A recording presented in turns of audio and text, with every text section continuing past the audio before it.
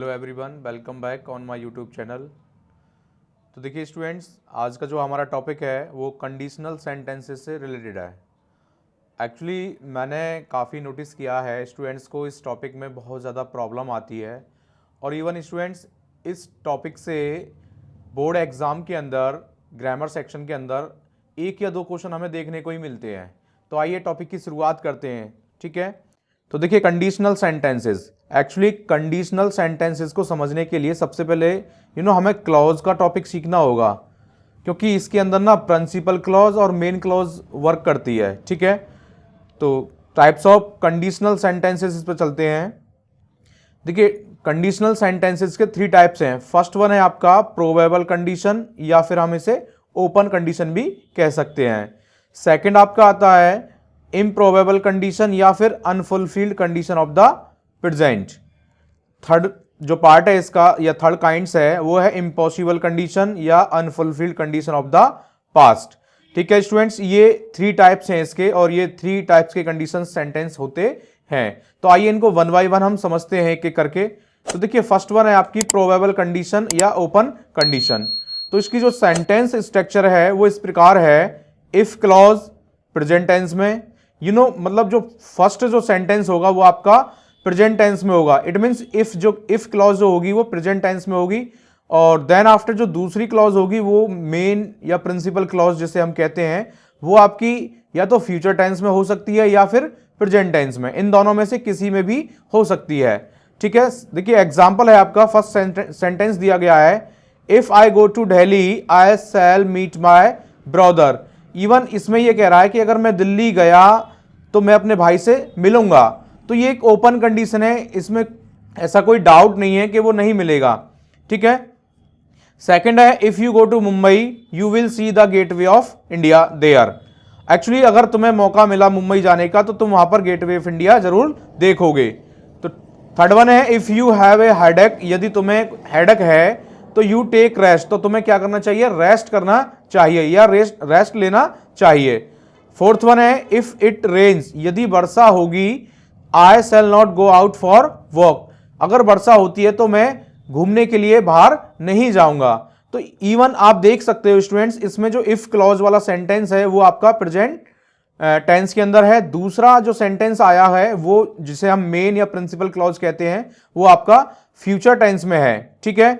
कुछ देखिए 2 एग्जाम्पल हैं यहाँ पर, 2 एग्जाम्पल्स के द्वारा मैंने इसको बताया है कैसे से। देखिए if you eat more greens your health, अभी देखिए एग्जाम में जिस तरह से क्वेश्चन आएगा वो इस प्रकार होगा। तो यहां ऑप्शन दिए गए होंगे, यहां तो 3 ऑप्शन है, मे भी हो सकता है 4 ऑप्शन दिए जाएं आपको। तो हमें ये देखना है कि if you eat more greens, हमें इफ जो क्लॉज है वो कौन से टेंस में है, प्रेजेंट टेंस में, क्योंकि यहां इट से हम पहचान पा रहे हैं। दूसरा फिर श्योर है, डेफिनेटली हमें यहां पर फ्यूचर टेंस में लेना होगा। मेन क्लॉज को हमें फ्यूचर टेंस में करना होगा। तो हम देखते हैं यहां पर कौन सा ऑप्शन सही होगा, मे, कैन, विल, तो इसमें विल आएगा, ठीक है। Will is the right answer. Second है ऐसे ही इफ यू, सेंटेंस आपका ऐसे भी हो सकता है, if you dash eat right you will be healthy. तो देखिए सेकंड जो कंडीशन, सेकंड या जो मेन क्लॉज है उसका सेंटेंस, उसका जो टेंस है वो तो ठीक है फ्यूचर में है, लेकिन फर्स्ट वन हमें देखना है। तो इफ क्लॉज का जो मैंने बताया अभी आपको ऊपर देखा है आपने, इफ क्लॉज का टेंस आपका प्रेजेंट टेंस में होता है। तो सिंपली इफ यू ईट, तो हम यहां पर वर्ब की फर्स्ट फॉर्म का यूज करेंगे, ठीक है students. Next question, next second जो कंडीशन है उसको देखते हैं। सेकंड कंडीशन है इम्प्रोबेबल कंडीशन या फिर हम इसे अनफुलफिल्ड कंडीशन भी कहते हैं, वो भी किसकी, प्रेजेंट की। और इसकी जो सेंटेंस स्ट्रक्चर है वो कुछ इस प्रकार है, इफ क्लॉज, इसमें इफ क्लॉज होगा और इफ क्लॉज आपका किस में होगा, पास्ट टेंस के अंदर, सिंपल पास्ट टेंस के अंदर होगा। सेकंड जो इसमें मेन क्लॉज या प्रिंसिपल जो क्लॉज होगा वो भी आपका पास्ट टेंस में होगा। तो कैसे, देखिए एग्जांपल देखिए, if I were a bird I would fly to you, कि काश में एक पक्षी होता तो तुम्हारे पास आ जाता। तो ऐसी कंडीशन में देखिए आई के साथ वर का यूज किया गया है क्योंकि एक इमेजिनेशन है, अनफुलफिल्ड कंडीशन है क्योंकि ये कंप्लीट नहीं है, इम्प्रोबेबल कंडीशन है, इसकी कोई संभावना नहीं हो सकती। और इसी कंडीशन को इस तरह से हम इस सेंटेंस को इस प्रकार भी लिख सकते हैं, were I a word I would fly to you, या फिर should I become a word I would fly to you. All over हम इसको ऐसे भी कर सकते हैं। देखिए सेकंड एग्जांपल है, if I were a poet I would write an epic. अगर मैं एक पोइट होता तो एक एपिक लिखता। तो ठीक है। थर्ड वन है, if anybody gave me a lot of money what would you do with that. If anybody gave you, यदि तुम्हें कोई पैसा देता है, काफी सारा लॉट ऑफ मनी देता है, तो तुम उसका क्या करोगे।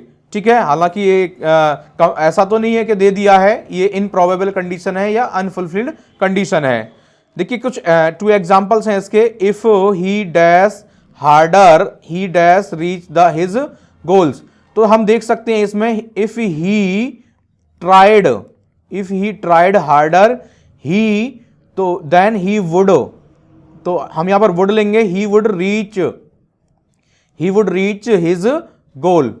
सेकेंड एग्जाम्पल है आई, तो यहां पर हम लेंगे, देखिए I dash by these shoes if they dash fit.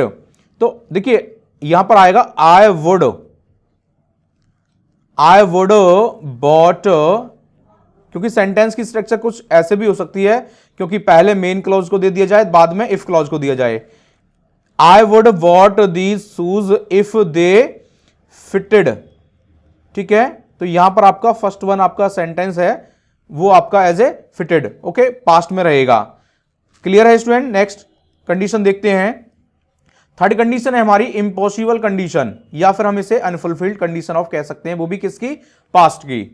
तो आइए स्टूडेंट जानते हैं इसकी सेंटेंस स्ट्रक्चर क्या है। इफ क्लॉज होगा इसमें, वो भी पास्ट परफेक्ट में। दूसरा इसके साथ मेन क्लॉज या प्रिंसिपल क्लॉज होगा, वो भी आपका पास्ट परफेक्ट में होगा। या फिर हम इसे इस प्रकार भी कर सकते हैं, had plus subject plus past participle plus main clause या पास्ट परफेक्ट।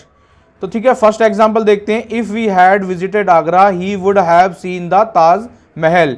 यदि वह आगरा गया होता तो वो ताजमहल को जरूर उसने देखा होता। तो सेम कंडीशन है, इसको हम ऐसे भी बना सकते हैं, had he visited Agra he would have seen the Taj Mahal.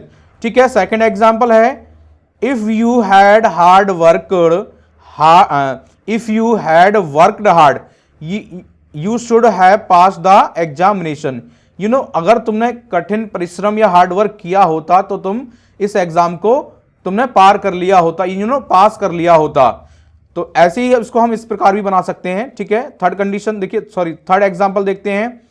If my brother had come he would have help me. यदि मेरा भाई मेरे पास आया होता तो वह मेरी हेल्प जरूर करता। ठीक है, मदद जरूर करता। तो इसको ऐसे भी हम बना सकते हैं। इस कंडीशन में हम देखते हैं स्टूडेंट, जो इफ क्लॉज है वो भी आपकी परफेक्ट में है, और सेकंड जो मेन क्लॉज है वो भी आपका परफेक्ट में होगा। तो देखिए एग्जाम्पल जैसे आएंगे एग्जाम के अंदर, देख लेते हैं। If we dash listen to the radio we dash hear the news. तो देखिए इफ वी हैड लिसन्ड, तो हम यहां क्या करेंगे, listened to the radio we would, क्योंकि फर्स्ट वन आपका देख लिया, वी वुड हैव हैड। ठीक है, आ गया होगा समझ में। Second, if you dash switch on the lights you dash fall not over the chair. तो if you had switched on the light you would, देखिए नॉट आ रहा है इसमें, तो you would not have, और फॉल का हो जाएगा थर्ड फॉर्म इसकी fallen। ओके, तो ये कंडीशन थी आपकी थर्ड कंडीशन, इम्पॉसिबल कंडीशन और unfulfilled condition of the past. ठीक है स्टूडेंट, नेक्स्ट देखते हैं। देखिए इसके अलावा और भी कंडीशंस होती हैं, मोर अबाउट कंडीशनल सेंटेंसेस। एक अनलेस वाली कंडीशन और होती है। अनलेस वाली कंडीशन के लिए क्या करते हैं, देखिए, unless you go I will inform the police. Unless हमेशा एक तरह से नेगेटिव सेंस देता है, तो जब तक तुम नहीं जाओगे, unless you go I will inform the police, मैं पुलिस को इन्फॉर्म कर दूंगा। ठीक है, इफ यू डोंट गो, यदि तुम नहीं जाओगे तो मैं क्या करूंगा, पुलिस को इन्फॉर्म कर दूंगा। ठीक है, ऐसी सेकंड एग्जांपल है, अनलेस यू वर्क हार्ड, यदि तुम हार्ड वर्क नहीं करोगे तो यू कांट पास, तुम पास नहीं हो सकते।